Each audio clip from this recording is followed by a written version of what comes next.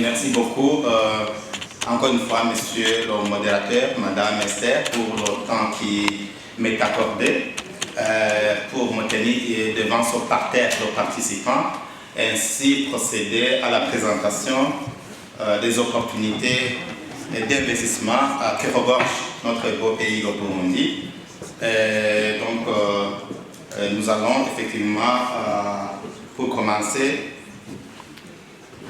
vous dire que notre présentation est articulée autour de 4 points.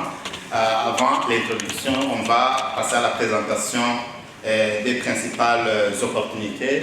Et avant de passer aux incitations fiscales et d'autres, bien sûr, qui nous permettent d'attirer les investisseurs internationaux chez nous. Et nous allons clôturer notre présentation par des réformes qui sont en cours, des réformes récentes et celles qui sont en cours. Voilà, pour y aller très rapidement, vous savez, on a entendu la présentation qui a été effectuée par notre ami frère et voisin de la RDC. Nous venons maintenant d'écouter la présentation du DG de l'Agence de conseil d'investissement malienne. Eh bien, pour gagner notre temps, effectivement, il y a des aspects beaucoup plus généraux, bien sûr, qui sont exécutés par les agences de même nature, sur lesquelles on ne va pas revenir, mais on va insister effectivement sur ce qui nous concerne spécifiquement.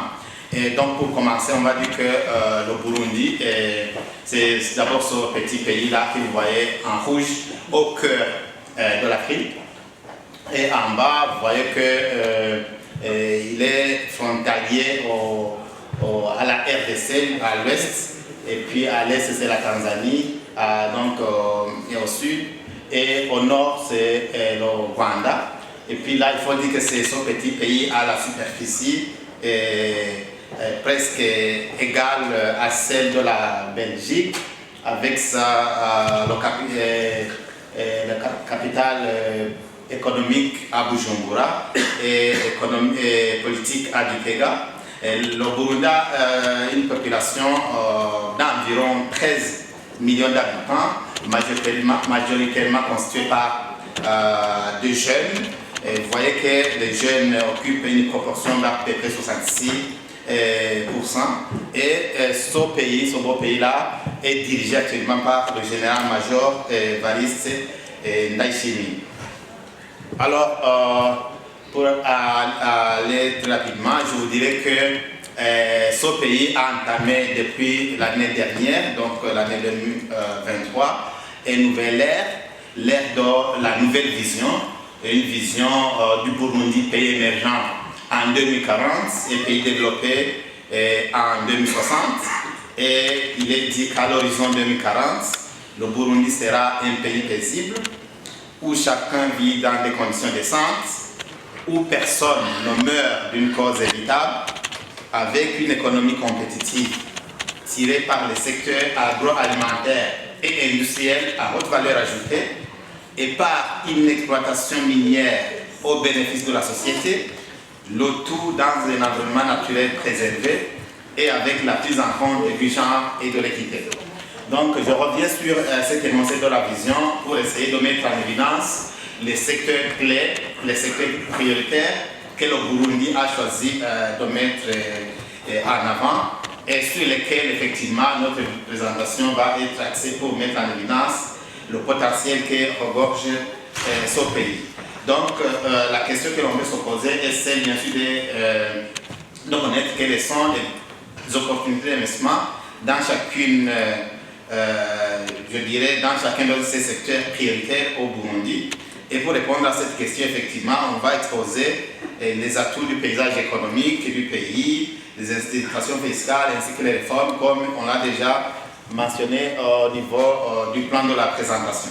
Alors, pour commencer, je vous la rappellerai, comme je viens de le dire, que le Burundi, dans sa vision, est déterminé à ce qu'il soit caractérisé par un secteur agroalimentaire compétitif. Mais là, vous direz comment, étant donné qu'on a mis en évidence la petitesse géographique du territoire géographique de ce pays. Mais là, ce qu'il faut dire, c'est que le Burundi ne prétend pas effectivement influencer les prix mondiaux ou conquérir des vastes marchés, mais le Burundi mise plutôt sur le microclimat qui procure à notre production agricole une très haute qualité en termes de goût, de saveur et de nutriments qui sont par ailleurs très rares dans le monde. C'est notamment le cas de notre café, le cas du thé, de nos fruits et légumes, de notre sucre, de nos poissons, du panier à huile, etc. J'ai mis là-bas des photos pour vous montrer déjà la splendeur qui règne dans ces champs-là dotés sur les collines du Burundi. À droite, c'est la photo du café qui a battu son record en termes de meilleure qualité, donc qui a été choisi comme café de meilleure qualité au niveau mondial. Ça, c'était au cours d'une compétition organisée par la CE en 2017 à Boston. Donc, à partir de cela, déjà, vous voyez que nous avons de quoi vous inviter à venir investir au Burundi, en particulier dans le secteur de la transformation et de l'exportation des produits agroalimentaires. Et là aussi, en termes de défis, nous sommes conscients aussi qu'on a besoin des chaînes de froid, et bien sûr pour pouvoir valoriser toute cette production-là des fruits et légumes, pouvoir les conserver, les transporter et donc jusque dans les marchés qui sont prometteurs dans le monde entier. Et puis, en 2040, le Burundi aussi sera caractérisé par un secteur, je dirais, sera caractérisé par un secteur minier qui soit exploité au bénéfice de la société. Là, ce qu'on a essayé de faire, c'est de vous présenter toutes ces minéraux-là qui existent au Burundi. Et il y a vraiment une large variété de mines et carrières qui soient en quantité abondante. Et ici, les indices nous montrent qu'il y a beaucoup vraiment de minéraux tels que vous les voyez là-bas. Il y a le nickel, il y a le cobalt, il y a l'or, il y a le castérite, il y a le wolfram, l'étain, et ainsi de suite. Il y a le lithium. Voilà, il y a les pierres comme la marbre en quantité abondante. Ici, à titre d'exemple, vous mentionnerez que le Burundi est le deuxième plus grande réserve mondiale de nickel. Là déjà, il y a les trois gisements qui ont des réserves estimées à environ 260 millions de tonnes, et soit 6% des réserves mondiales de nickel. Imaginez avec la petitesse du territoire que je vous ai présenté, et donc regorger de quantités pareilles de nickel. Et vous comprenez tout simplement que c'est tout le pays qui est constitué de ces minéraux. Voilà, et ce qu'il y a à vous dire maintenant, c'est que actuellement, l'exploitation de ces substances est dominée par une exploitation de type artisanal et donc de surcroît de faible production. C'est pour cela qu'en attirant les investisseurs dans ce secteur, nous voulons que ce secteur soit exploité et à travers des partenariats publics-privés gagnant-gagnant, à travers bien sûr la signature des contrats équilibrés qui garantissent le partage équitable des revenus. C'est cela qui nous a poussé à réviser notre code minier dernièrement, de sorte qu'effectivement, on puisse y inclure, je dirais, des innovations et après à la formule de partage donc, de la production, mais aussi au type d'exploitation qui vont passer de l'artisanat à mécaniser, voire même industriel. La photo que vous voyez, là-bas illustre déjà à gauche donc la photo de son Excellence, Monsieur le Président de la République, qui était en visite sur le site minier de Murehe. Là, c'était en province du Nord, de Kirundo, là où tout récemment on vient de découvrir qu'il y a donc ces gisements. Et les photos à côté, vous voyez que ce sont des lithium, des cuivres, tout ça, ce sont sur des sites qui existent réellement au Burundi. Et donc que les investisseurs intéressés pourraient venir saisir et donc exploiter, mais à travers, comme je l'ai déjà souligné, des contrats équilibrés. Il est dit aussi qu'en 2040, l'économie burundaise sera tirée par un secteur industriel à haute valeur ajoutée. Là, ce que nous voulons dire, c'est que l'industrie manufacturière au Burundi regorge d'énormes opportunités en ce sens que la grande partie de tous les biens de consommation manufacturés sont importés. Donc, il y a différentes catégories d'industries à développer au Burundi. Là, on citerait l'industrie de la transformation des produits agroalimentaires, des productions de matériaux de construction, les fertilisants pour l'agriculture, l'industrie textile par exemple, l'industrie de la fabrication donc, des chaussures, étant donné qu'il n'y a qu'une seule industrie textile, et l'industrie pharmaceutique, étant donné que très peu de médicaments sont produits localement, l'industrie d'emballage biodégradable, la transformation de déchets ménagers en énergie ménagère, donc en remplacement du charbon, la fabrication des produits dérivés du cuir par exemple, ça là on fait allusion aux chaussures, aux ceintures, aux sacoches.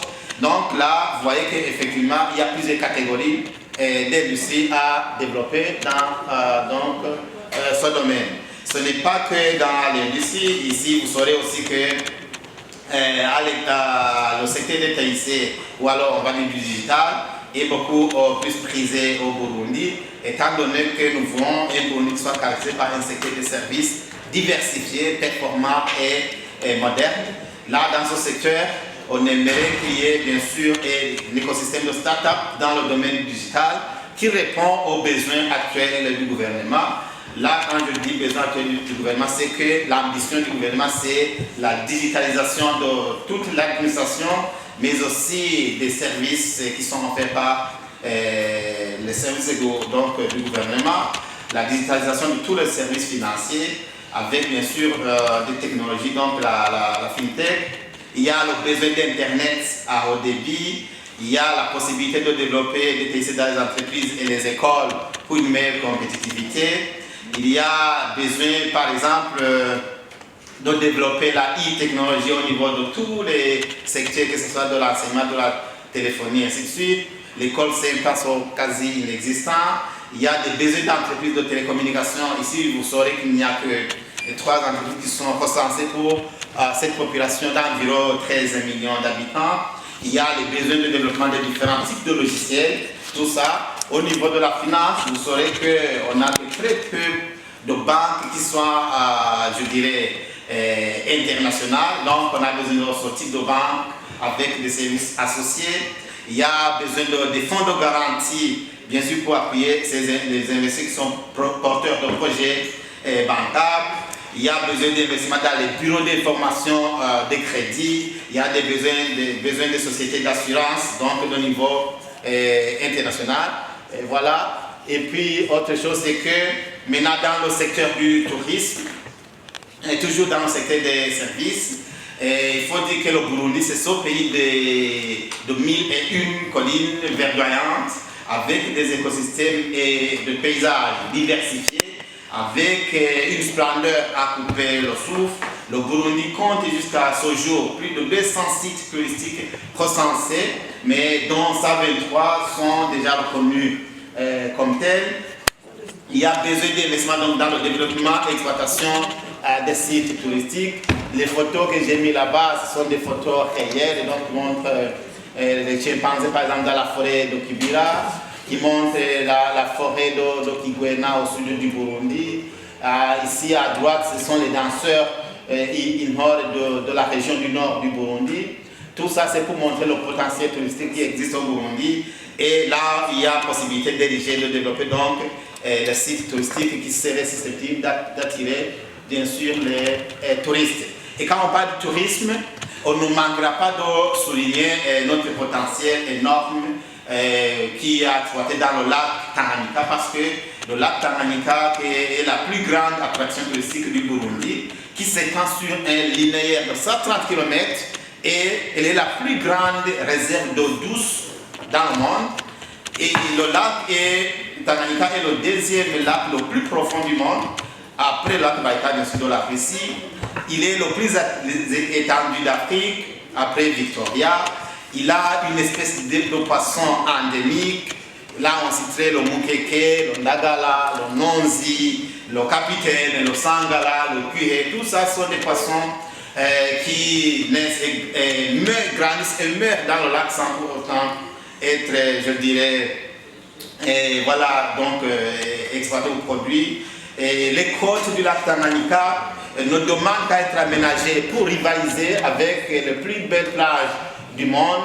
Et là, nous avons besoin des bateaux de croisière avec des restaurants à bord, des sports nautiques, etc. Là, encore une fois, on vous montre des photos des hippopotames qui sont au bord du lac Tanganyika.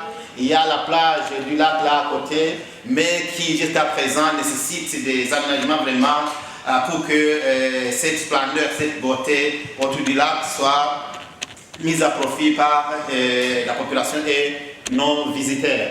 Voilà, autre chose, c'est que le Burundi compte aussi des forêts et parcs qui sont sources importantes d'attractions touristiques à aménager. Là, pour ne citer que quelques exemples, il y a la forêt de la Kibira, vous voyez là-bas, qui est un véritable sanctuaire de singes, de chimpanzés, de types d'arbres endémiques. Il y a le parc de la Ruvu qui compte plus de 1500 buffles et autres animaux sauvages. Il y a le parc de la Rusizi qui est connu pour ses nombreux crocodiles, ses hippopotames, les oiseaux migrateurs saisonniers.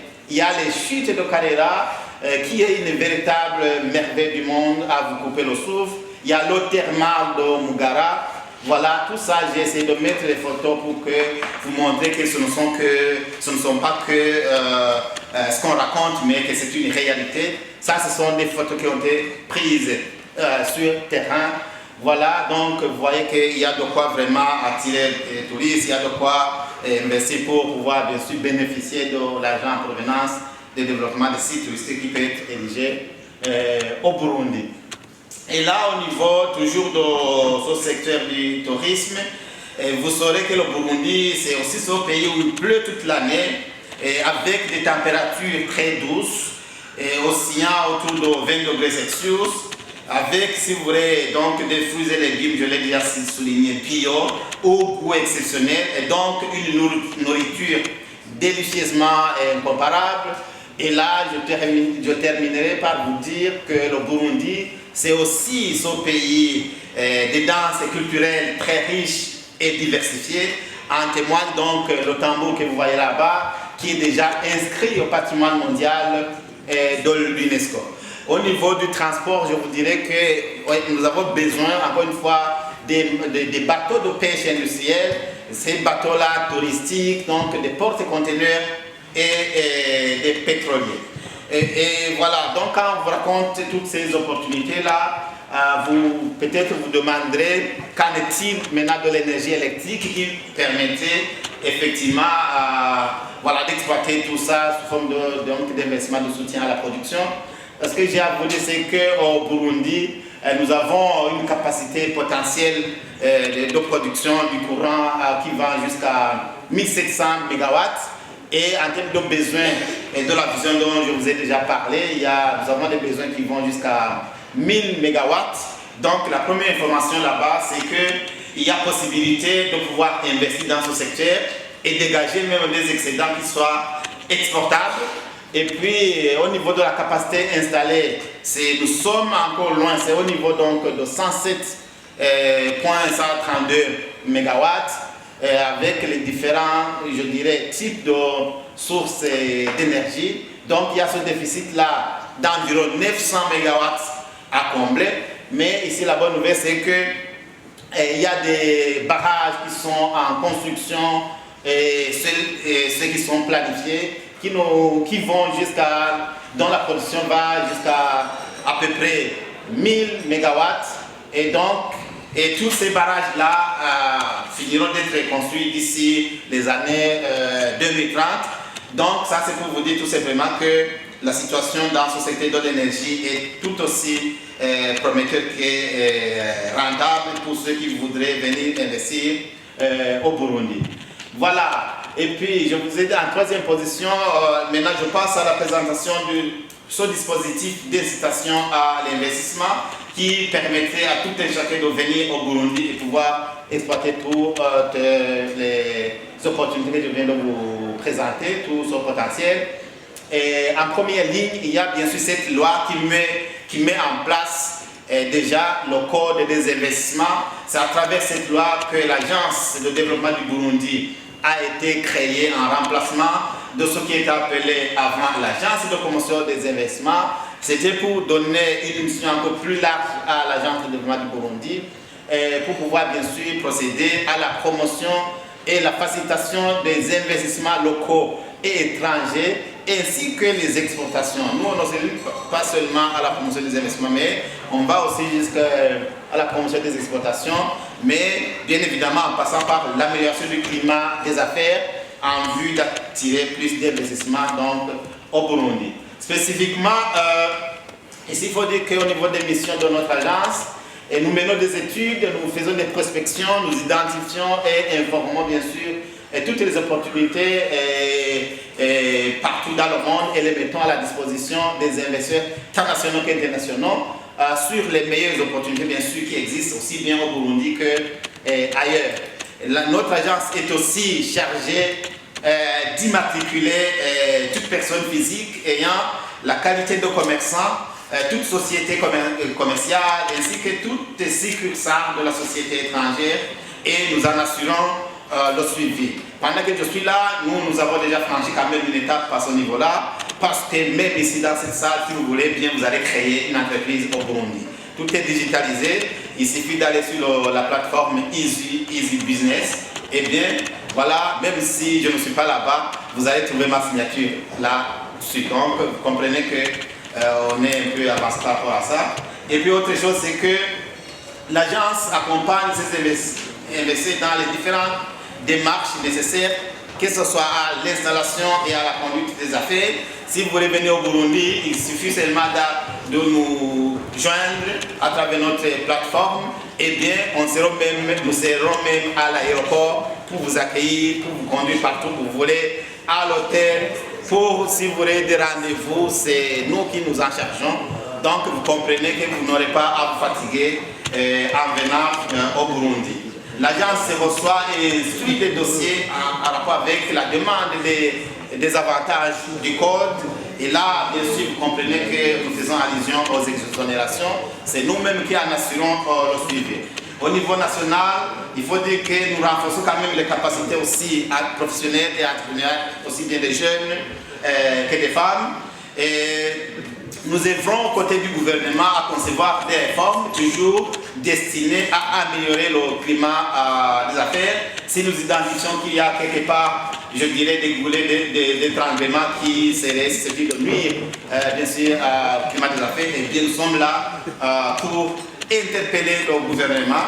Et le gouvernement nous a donné ce pouvoir parce que, si vous voulez bien, je le disais hier, et notre agence, contrairement à la plupart des autres, nous relevons directement du bureau du chef de cabinet civil du président.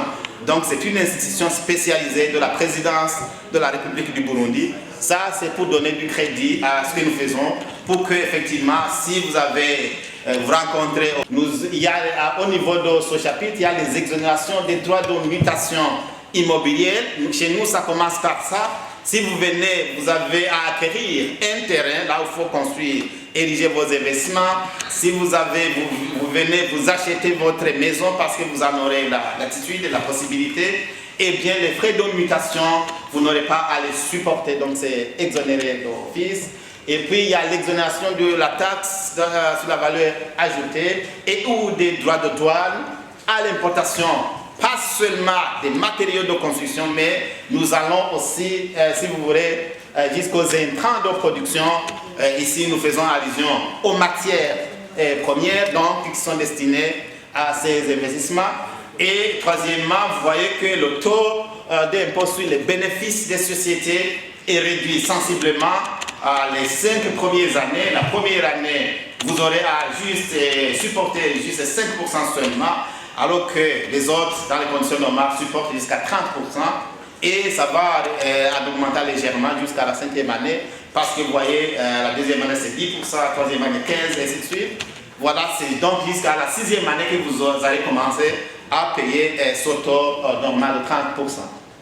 Et puis il y a des exonérations aussi de la taxe sur la valeur ajoutée sur les matières premières et équipements même achetés, si vous voulez, localement. Donc ce n'est pas seulement ce qui est importé, même ce que vous achetez localement, mais qui soit destiné à ces investissements, eh bien, ça va être exonéré. Et autre chose, si vous avez besoin d'importer des véhicules qui sont utilisés dans votre projet, ces véhicules aussi sont exonérés. Et ici, bien sûr, ce sont des véhicules que nous qualifions d'utilitaires. Ici, même si c'est, je dirais, un véhicule de luxe, mais qui est utilisé par le directeur général, par exemple, de votre société, eh bien, ça va être exonéré aussi. Et peut-être pour terminer par rapport à ce chapitre-là, vous aurez toute la latitude de transférer, donc de rapatrier tout ce que vous aurez gagné sur vos investissements dans les pays que vous voulez, que ce soit dans votre pays d'origine ou partout ailleurs dans le monde.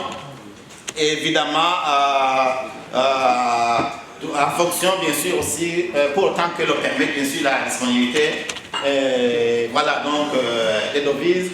Et puis, ça, c'est par rapport, bien sûr, à voilà ce que vous pouvez gagner sous forme d'exonération. Maintenant, pour gagner ces exonérations, pour que vous soyez éligible à ces avantages, ça c'est l'article 14 de notre code qui montre qu'il suffit que votre projet soit un nouveau projet d'investissement, il suffit que ce soit un projet d'extension, un projet de réhabilitation, un projet de modernisation dans notre projet qui soit existant. Eh bien, vous êtes éligible à ces avantages.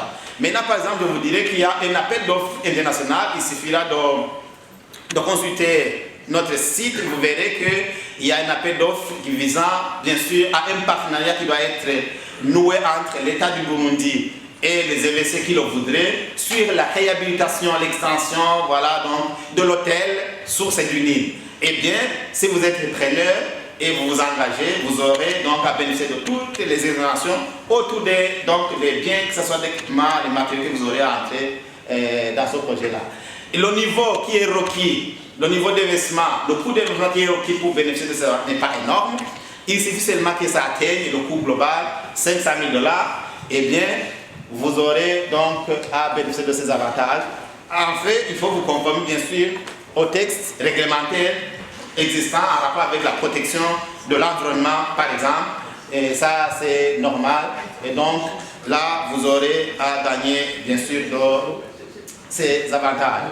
Et puis, au niveau de ce dispositif, je vous dirais déjà qu'il y a aussi un décret qui porte la création d'un régime de zone franche au Burundi. Donc là, vous comprenez que si vous venez investir et que vous inscrivez dans le cadre, bien sûr, des gens qui sont élus dans le cadre de ce décret-là, vous allez aussi gagner des avantages beaucoup plus spécifiques, et pour autant que, bien sûr, votre production va, une grande partie, être tournée vers l'exportation. Là, je n'aurai pas nécessairement à citer tous les éléments qui sont là-dedans, donc vous les voyez. Et puis, il y a aussi le projet de loi portant création des zones économiques spéciales. Là, je n'ai pas oublié, par exemple, les agropoles, tout ça, les zones économiques industrielles, ils sont déjà identifiés. Eh bien, c'est un arsenal, je dirais, les infrastructures sont à ériger, ils sont identifiés, je dis bien, mais ils ne sont pas encore, je dirais, aménagés. Hier, j'ai vu un monsieur qui présentait un projet à Lubumbashi, donc là, il faut ériger des infrastructures, tout ça.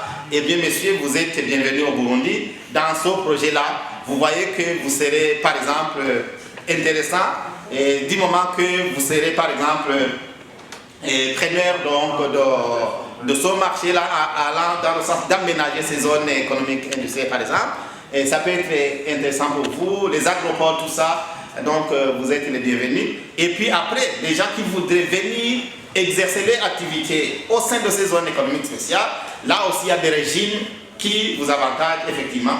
Donc, aussi là, vous êtes bienvenus. Donc, je ne pourrais vous dire qu'au Burundi aussi, le Burundi occupe aussi une position stratégique. Parce qu'effectivement, il fait partie d'une, je dirais, une multitude de beaucoup d'ensembles économiques régionaux. Là, je ne citerai que donc, la communauté d'Afrique de l'Est, le marché commun d'Afrique du Sud, donc le Comesa, la ZLECAF, que vous connaissez très bien, et bien d'autres. Et donc, cela offre au Burundi un vaste marché. Et je le disais que juste à l'est, un peu, c'est la RDC. On disait 100 millions d'habitants. Quand je vous ai montré sur la carte, quand vous voyez le Burundi à côté de la RDC, tout simplement, ça veut dire que si vous venez vous investir au Burundi, vous avez tout ce marché-là, à côté de la RDC. Et donc, à côté du Burundi, de la RDC, vous avez la République unie de la Tanzanie qui est là. Donc, vous comprenez, étant donné que nous sommes dans la même communauté, en fait, c'est tout cela que je vous raconte, tout ça, la communauté d'Afrique de l'Est. Si vous êtes au Burundi, vous êtes à République unie de la Tanzanie, vous êtes à RDC, eh bien, il y a tout ce vaste marché-là. Donc, inutile de voir la petitesse de l'économie burundaise, mais pour vous dire, c'est ça aussi l'intérêt de l'intégration régionale. Donc, je ne manquerai pas de vous dire cette opportunité-là qui consiste à lier la République unie de la Tanzanie à la RDC à travers avec leur chemin de fer à écartement standard. On ne l'a pas déjà souligné, mais je le dis, ça passe de la République unie de la Tanzanie à la RDC en passant par le Burundi. Donc, vous comprenez tout ça que vraiment venez investir dans cette région-là, en particulier au Burundi, ça ne peut qu'être prometteur pour tous ceux qui voudraient venir y investir. Voilà globalement ce que je peux vous dire par rapport à cette position-là stratégique qui soit intéressante pour le Burundi. La technique, ça n'avance pas, mais je voudrais vous dire que terminer peut-être par les réformes. Là, il n'y a pas peut-être grand chose à dire, c'est juste un peu, je dirais, la conclusion.